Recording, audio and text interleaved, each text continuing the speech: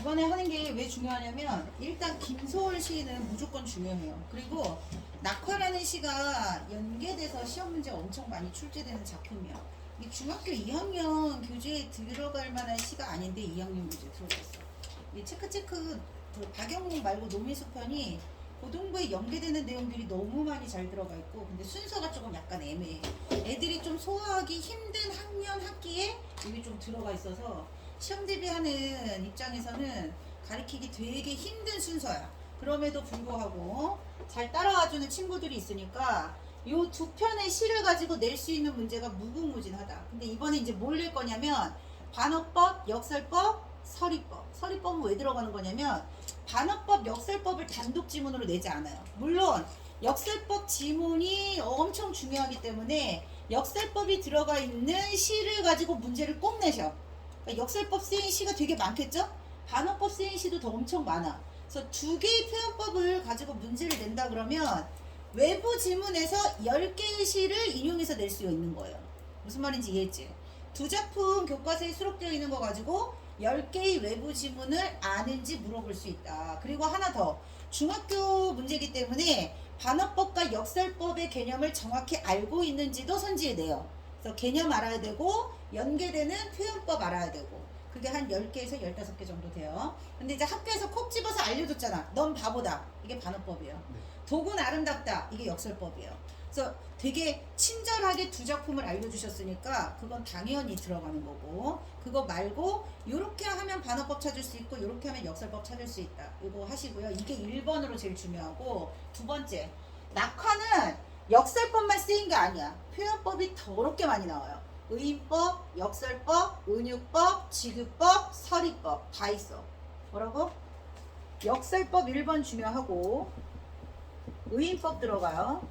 은유법 들어가요. 지규법 있어. 서리법까지 있어. 그러니까 웬만한 문학에서 나오는 표현법들이 이번 시험에 다 쏟아지는 거야. 굉장히 좋은 시험 문제가 아마 나올 겁니다. 그리고 뒤에 이제 양반전 있잖아요. 양반전 우리 한번 한 적이 있는데 양반전은 박지원이 당시 지배층인 양반을 풍자하려는 비판하려는 의도로 쓴 거예요. 그래서 풍자 비판 효과를 나타내는 반어도 있어요.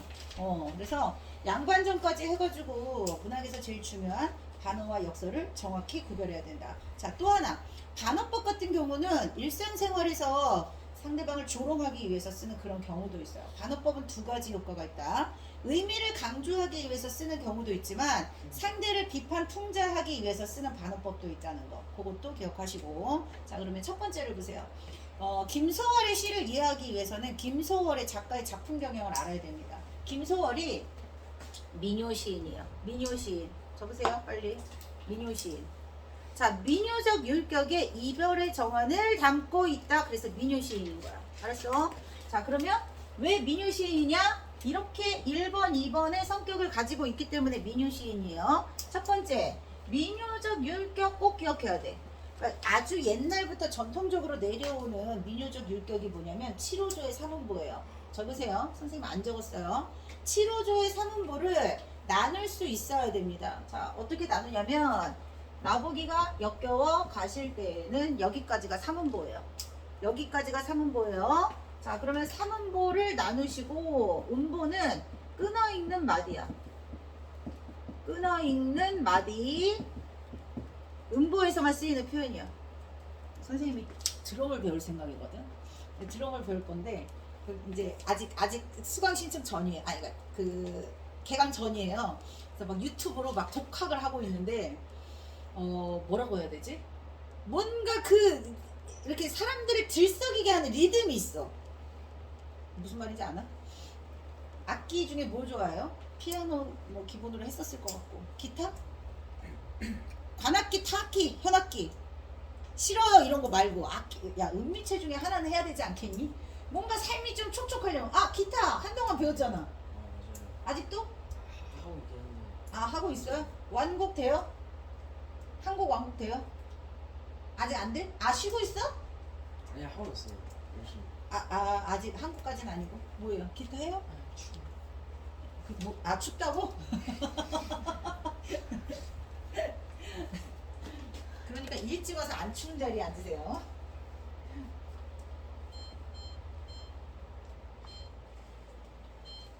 그래서 사람이라면 누구나 똑같이 타는 그런 어떤 흥겨운 리듬 율격이 있단 말이야. 막 뭔가 들으면 막 어깨가 들썩들썩 할 것 같고 막 쿵짝쿵짝 할 것 같고 막 그런 리듬 있잖아요. 이렇게 사람들이 아주 먼 옛날부터 익숙하게 전해 내려오는 그런 전통적인 율격이 있단 말이에요. 우리나라 사람들한테. 우리나라 사람들한테는 그게 7호조 3원보예요. 자, 현대문학 말고 고전문학 할 때 7호조 3원보 또 나오니까 7호조 3원보 나누는 거 이번에 정확하게 기억하세요. 자, 근데 이건 정형시예요? 자유시예요? 자유시야. 자유시니까 7호조 3원보가 반드시 7글자, 5글자 안에서 돌아가는 건 아니야. 왜냐하면 4글자, 3글자, 5글자예요. 글자 수를 세세요. 음보를 찾은 다음에 뭘 찾으라고? 글자 수 4글자, 3글자, 5글자. 자, 그 다음에 세 번째 줄을 음보를 나눠보세요. 세 번째 줄 음보 나눠보세요. 죽어도 아니 눈물 흘리우리다. 여기까지가 3음보야. 또 글자 수 나눠보세요. 글자 수 나눠보세요. 3, 4, 5 이렇게 돌아가는 거야. 그래서 3, 4, 5, 4, 3, 5 모두 7글자, 5글자 안에서 왔다 갔다 한다.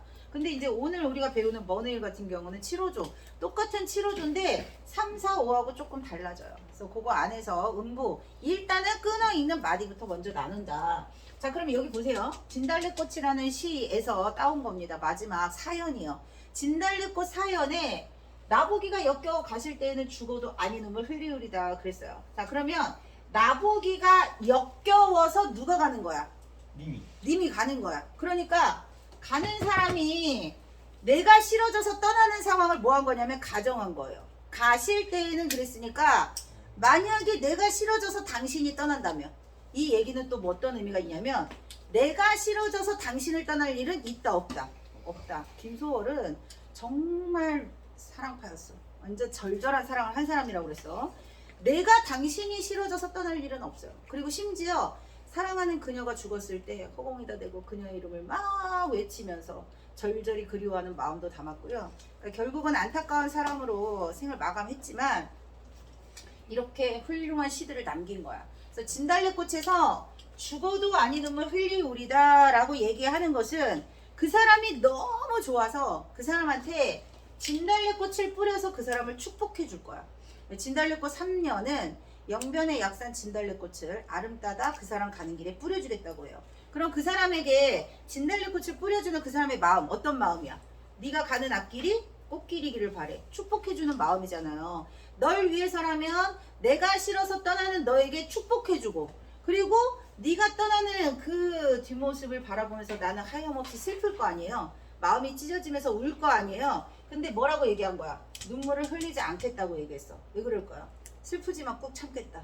너를 그렇게 보내주겠다. 라고 얘기하는 거니까 눈물을 흘릴 거지만 흘리지 않겠다고 반대로 표현한 거예요. 무슨 법이에요? 반어법이에요. 반어법. 자, 그래서 이별 상황을 가정했어. 가정. 어디에 가정 나와요? 가실 때에는 아직 안 갔어. 만약에 간다면 내가 싫어져서 간다면 자, 이별의 원인은 뭐예요?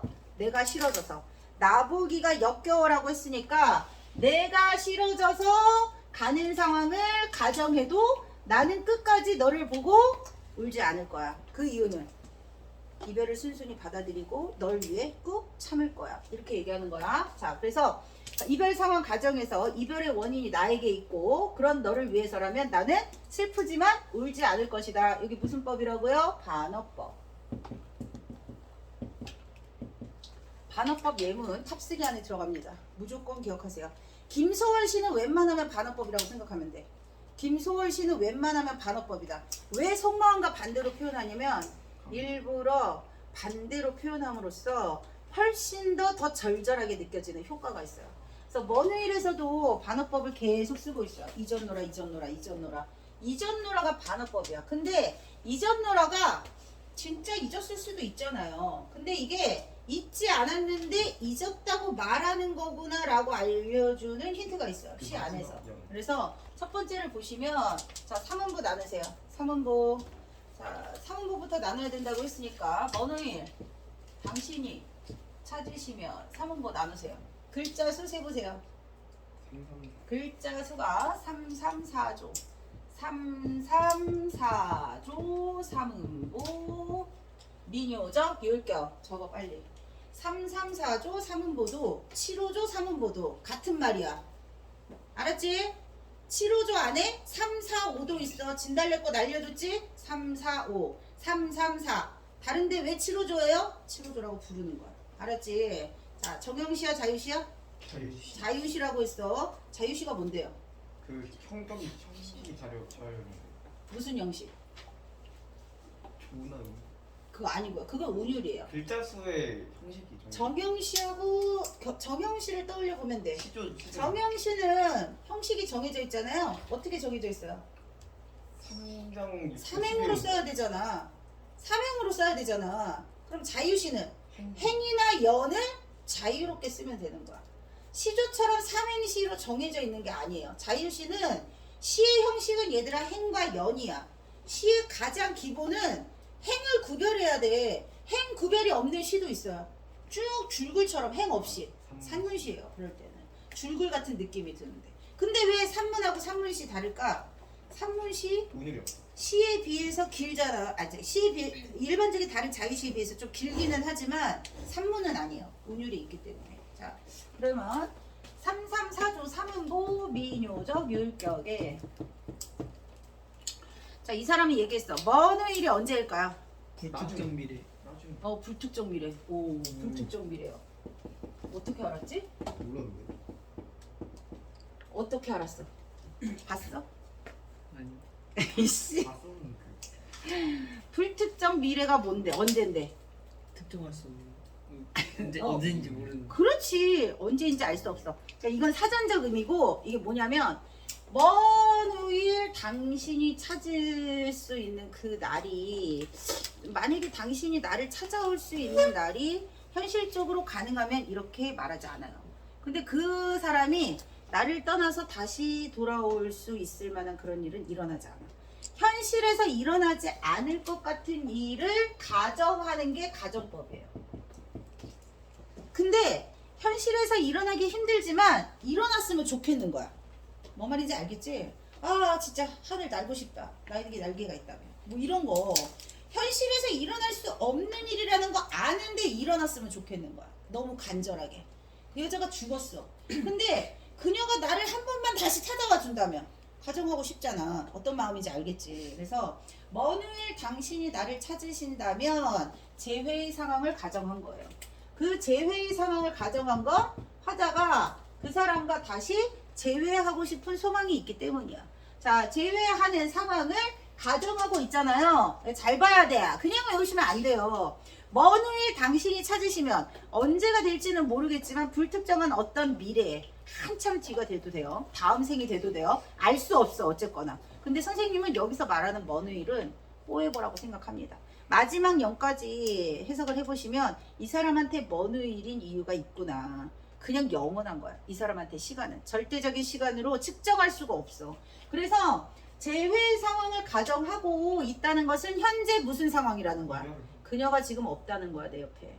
그녀가 내 옆에 없는 이별 상황이고, 자 아까 봐봐요. 이별의 정한을 나타내는 게 민요시의 가장 큰 특징이라고 했습니다. 그래서 이별 상황에서 느껴지는 화자의 정서를 찾아라. 이 공식이야.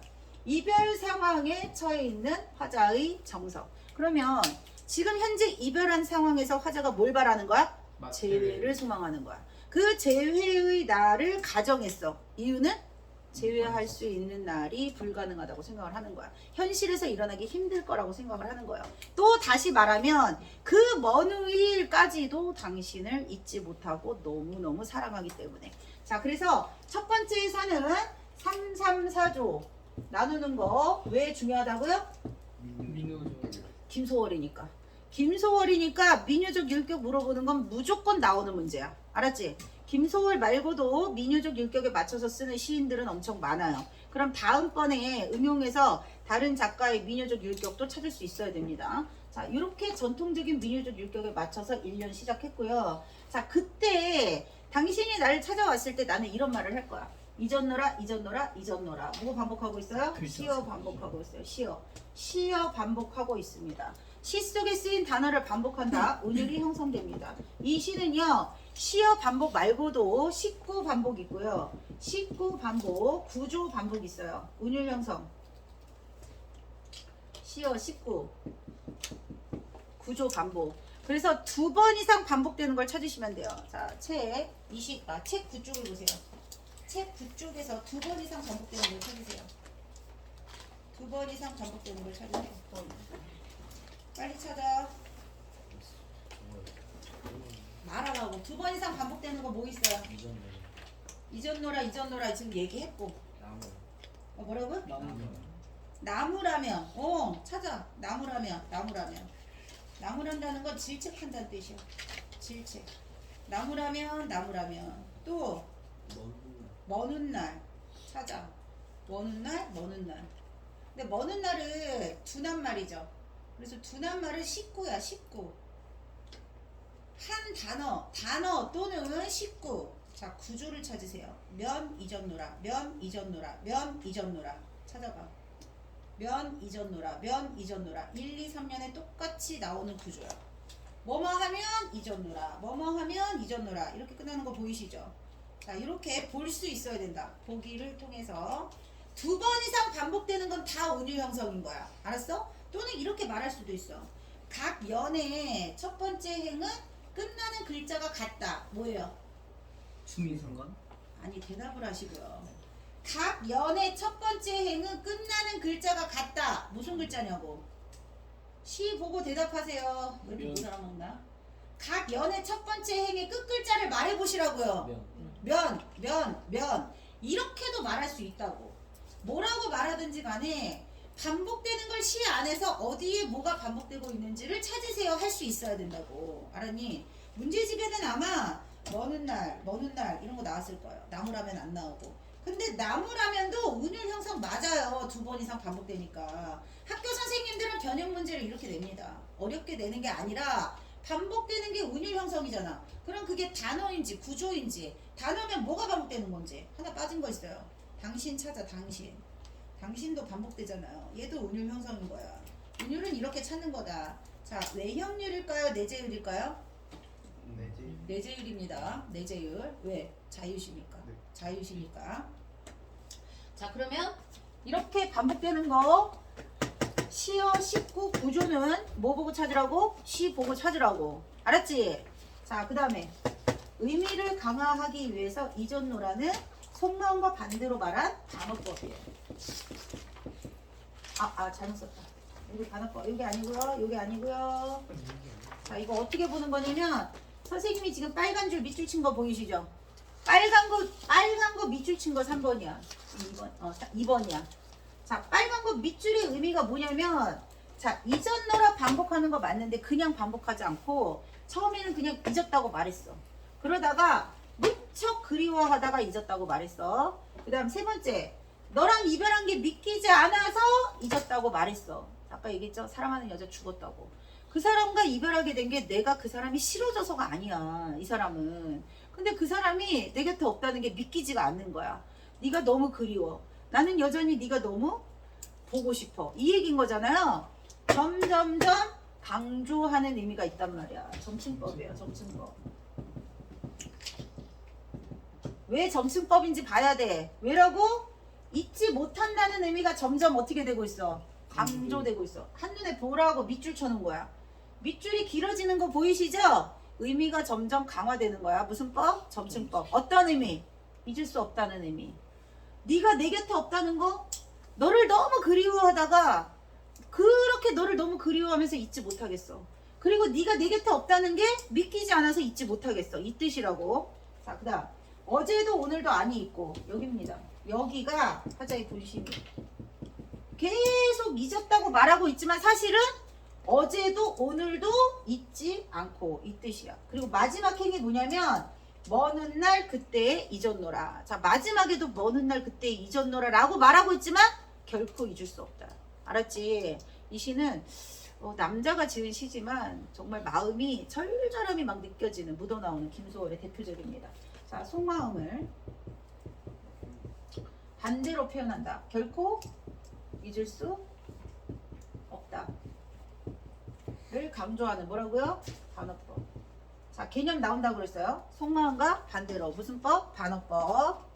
근데 왜 이렇게 반대로 말하는 거야? 절절함. 의미 강조하려고. 더 절절하게 말하려고.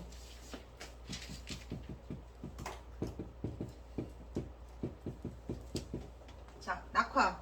표현법 다 찾으라고 했습니다. 자, 그러면 가야 할 때가 언제인가를 분명히 알고 가느니. 자, 꽃이 지고 있어요. 낙화, 꽃이 진다요. 꽃이 지는 자연현상. 그러면 제목이 낙화니까 낙화의 의미가 뭔지를 찾아야 돼요. 제목이 먼의일이니까 먼의일의 의미를 찾아야 돼. 자, 먼의일 했으니까 질문. 이 김소월이 먼의일, 이 먼의일의 의미가 뭘 것 같아요? 불특정입니다. 그렇게만 얘기하면 안 되고 전체를 이제 해석했으니까 영원 당신과 만나는 잊지 못할. 당신 영원히 잊지 못하는 이걸 다 합치면 되죠. 영원히 당신을 잊지 잊지 못하는 못하는 당신을 만나는. 네가 너무 그리워. 절절한 그리움인 거야. 그 절절한 그리움을 다 담아서 먹는 일인 거야. 그러면 낙화는 꽃이 지는, 이거 어쩔 수 없어. 남자애들 표현이 이 정도면 훌륭해요. 정말 건조한. 근데 이반은 약간 여자애들이 더 건조한 것 같아. 남자애들보다. 추워 죽네요. 추워 죽어요. 있지? 안 가지? 자, 꽃이 지는 자연 현상을 보고 우리 그 동네에 벚꽃이 막 휘날릴 때를 한번 생각을 해보세요. 그 벚꽃이 휘날리는 모습을 보면 지금은 가야 할 때인 거예요. 우리가 이별을 할 때. 자, 가야 한다. 이별이에요. 꽃이 지는 자연 현상을 보고 뭘 떠올렸어? 이별 상황을 떠올린 거야. 꽃이 지는 건 뭐다? 이별이에요. 나무에서 엊그제까지만 해도 아름답게 핀 벚꽃이었는데 어느 순간 막 후두둑 쏟아지잖아요. 꽃이 지는구나. 이별하는구나. 이 뜻이야. 자, 분명히 알고 가는 이라고 했어요. 지금이 꽃이 지는 걸 보고 있는데 가야 할 때를 알고 가는 이는 원관념이 뭘까요? 뒷모습. 이게 뒷모습이라고? 근데 뒷모습이라고? 뒷모습 아닌가? 분명히 알고 가는 이의 뒷모습까지도 원관념이 뭘까요? 생각해보세요. 잘. 가야 할 때. 자, 이 사람이 지금 꽃이 지는 걸 보고 있다고 했어요. 꽃이 지는 걸 보고 이별하는 거라고 생각한다고 했어요. 그러면 이별하는 건 누굴까요? 꽃입니다. 꽃. 지금 꽃이 가고 있는 거야. 자, 꽃이 지고 있어요. 정신 차려. 추운 게 아니라 졸린 건데 말을 순화해서 정신 차리세요. 정신 차려. 자, 뒷모습은 얼마나 아름다운가. 그렇게 벚꽃이 아름답게 막 흩날리고 있는 모습 너무 아름다워요. 알았죠? 자, 근데 벚꽃이 흩날리는 건 뭐라고? 낙화. 그건 사전적 의미. 근데 그 낙화를 뭐라고 생각한다고? 이별. 이별하는 상황이라고 생각하는 거야. 자, 그래서 뒷모습은 얼마나 아름다운가. 서리법이에요. 왜 서리법이에요? 물어보는 것처럼 표현한 거예요. 물어보는 것처럼 의문문 형식을 띠고 있지만 대답은 뭐지? 대답을 요구하지 않는다. 왜냐하면 답이 이미 정해져 있어. 답이 궁금한 게 아닌 거야. 답이 궁금한 게 아니라 그렇게 깨끗하게 가는 사람의 뒷모습이 매우 아름답다라고 얘기하고 싶은 거예요. 그 다음 봄한철. 자, 봄한철. 꽃이 만발할 때야. 봄한철은. 그러니까 만난 말. 꽃이 아주 아름다울 때, 사랑할 때, 만날 때, 인생으로 치면 사랑하기 좋은 계절. 청춘이야, 청춘. 그 봄한철 격정을 인내한 우리는 사랑했어. 사랑을 했다. 누구니? 내가 좋아하는 노래 있는데. 사랑을 했다. 걔 누구지? 아이콘. 아이콘. 아, 진짜 장범준을 능가할 만한. 그때 두 곡이 제일 많이 막 쏟아질 때야. 막 누군가가 막 좀 이때 사랑을 좀 해야 되지 않나? 근데 그때 샴푸향을 흩날리면서 너는 장범준이 봄하면 빼놓을 수가 없습니다. 그래서 그 봄한철 격정을 인내하고 나의 사랑은 지고 있어. 자, 그럼 여기가 이제 계속 반복될 거예요. 나의 사랑은 꽃이에요. 나의 사랑이 지고 있다는 것은 꽃이지. 낙화예요. 그러니까 나의 사랑이 지고 있다는 건 우리는 이별을 했다. 그러니까 봄한철 아름답게 막 피어났던 꽃잎들이 늦봄이 되니까 떨어지고 있어. 그 낙화를 보고 뭘 생각한 거야? 아름답게 사랑했구나. 이제는 이별하고 있구나. 이렇게 하는 거야. 자, 그 다음 3년에서 자, 꽃이 막 흩날리는 모습을 보니까 꽃잎이 막 규칙적으로 일렬적으로 떨어지진 않을 거 아니에요. 어떻게 떨어져? 막 진짜 눈송이가 막 한방눈이 내리는 것처럼 벚꽃이 막 흩날리지 않니? 그 장면 떠올리라고 했습니다. 제발 벚꽃 조금 있으면 벚꽃 필 거예요. 이게 중간고사 시즌에 늘 항상 벚꽃이 펴. 그때 낙화를 떠올리세요. 그 벚꽃이 어떻게 흩날리죠? 어수선하게 어지럽게 막 흩날릴 거 아니야. 바람이라도 불면 진짜 슉 하면서 막 날아 올라가고 막 이런다. 그때 향기가 나는 것 같은 느낌도 들고 어수선하게 벚꽃이 막 흩날려. 그렇게 낙화가 분분하게 떨어지고 있어요. 다 했으면 채점하세요. 채점하세요. 나 그래서 쳐다본 거 아니야? 1분 안에 빨리 쓰고 채점하세요. 자, 그렇게 분분한 낙화를 보고 이 사람은 생각을 한 거야. 누가? 화자가 낙화를 보고 무엇을 떠올렸다고 했어요? 이별을 떠올렸다고 했죠. 근데 그 이별은 축복이라고 생각을 한 거야, 이 사람이. 이 꽃이 지는 모습을 보면서 이별은 원래 슬픈 거 아니니? 이별은 원래 슬픈 건데 축복이라고 생각한 게 이 시의 포인트예요. 그래서 모순된 표현인 것 같지만 숨겨진 속뜻이 있어. 결별이 축복인 이유를 찾으셔야 돼요. 시에서 맨 마지막에 나와요. 자, 숨겨진 속뜻이 인생의 진리, 인생의 진실입니다. 역설법의 뜻이야. 모순된 표현 속에서 숨겨진 속뜻, 인생의 진리를 느낄 수가 있다. 역설법. 속마음과 반대로 표현한다. 반어법. 의문형이지만 대답할 필요가 없다. 왜 대답을 요구하지 않아요? 답은 이미 정해져 있다고 그랬어요. 서리법. 3가지 기억하시고. 자, 지금은 가야 할 때라고 생각을 한 거야. 이별을 슬퍼하지 마세요. 이별을 담담하게 받아들이세요. 이유는 자, 이제 늦봄이 되어서 꽃이 졌을 거예요. 봄이 되니까 꽃이 졌을 거 아니에요? 그런데 멀리 시간이 조금 더 지나고 나면 꽃이 진 자리에 초록색의 녹음이 우거질 겁니다. 지금이 녹음이 우거지는 여름이에요. 밖에 온통 초록초록 막 요즘 막 정글 같잖아. 초록색이 그냥 막 만발하잖아요. 그 녹음이야. 그런데 그 녹음도 이제 언젠가는 다 없어지고 가을이 되면 열매를 맺을 겁니다. 결실의 계절이 올 거예요. 그럼 봐봐라. 꽃이 져야 열매를 맺을 수 있는 거예요. 꽃이 지면 열매를 맺는 것처럼 낙화는 이별이라고 했으니까 우리의 이별은 영혼을 성숙시키기 위한 과정이라고 할 수 있어. 그러니까 이별은 슬픔이 아니라 축복인 거예요. 나를 성숙시키니까. 이거 되게 두 편이 정말 훌륭하고 유명한 한국을 대표하는 명시입니다. 단순하게 생각하지 마시고요. 가슴으로 누군가의 가슴을 울릴 수 있는 아주 훌륭한 시라는 거. 자, 그래서 가을을 향하여 자, 나의 청춘은 꽃답게 죽는다. 나의 청춘은 사랑을 했다. 누가 사랑한 거죠? 꽃이. 근데 그 꽃이 지금 어떻게 하고 있어요? 지고 있어요. 뭐 한 거죠? 이별한 거예요. 그래서 청춘의 원관념은 꽃이고 꽃답게 죽는다는 것은 낙화를 의미하는 거고 꽃하고 낙화 헷갈리시면 안 됩니다. 두 개를 구분하셔야 돼요. 그리고 꽃답게가 어떻게일까요? 죽는다. 아름답게, 꽃답게, 가치있게, 의미있게. 꽃이 떨어지는 건 가치있는 희생이야.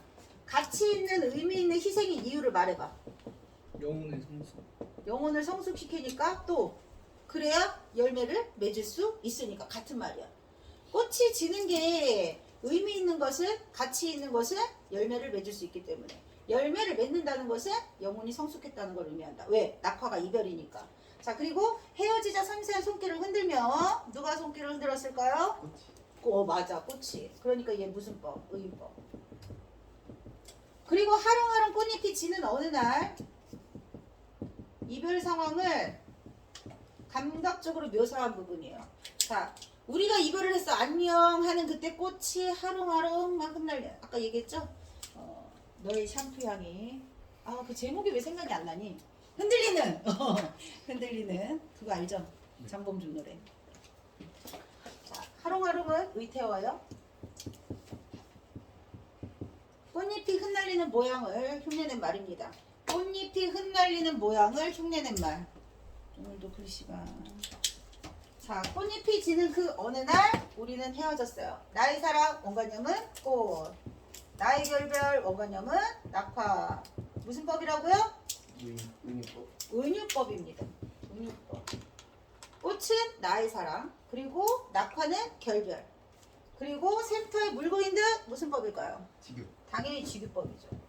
자, 듯 나왔으니까 듯 말고처럼 같이 양 들어간 예문이 문제로 나올 거다. 연계해서. 자, 그리고 그렇게 내가 결별을 하고 샘터에 고여 있는 물처럼 내 영혼은 성숙할 것이다. 근데 이별을 하니까 눈은 슬프겠죠. 그래서 성숙하는 내 영혼의 슬픈 눈으로 마지막. 얘 뭐로 끝났어요? 명사로 끝나. 명사. 명사로 마지막 시의 제일 마지막이 명사로 끝나잖아. 그럼 뭔가 여운이 계속 남는 효과를 줘. 그리고 처음부터 이렇게 쭉 시를 제대로 감상했으면 왠지 갑자기 이별이 막 축복인 이유를 알 것 같아. 가슴이 좀 뭔가 찡한 것 같아. 라는 여운을 주는 효과. 명사로 끝났기 때문이고요. 결별이 축복인 이유는 뭐 때문이에요? 이별이 아름다워서요. 슬프지만 영혼을 성숙한 성숙하기 때문에. 이별은 슬프지만 영혼을 성숙하게 하는 결별은 축복인 것이다. 무슨 법이라고요? 역설법. 근데 결별이 축복인 이유를 알고 보니 말이 안 되는 것 같지만 말이 된다. 무슨 법? 역설법.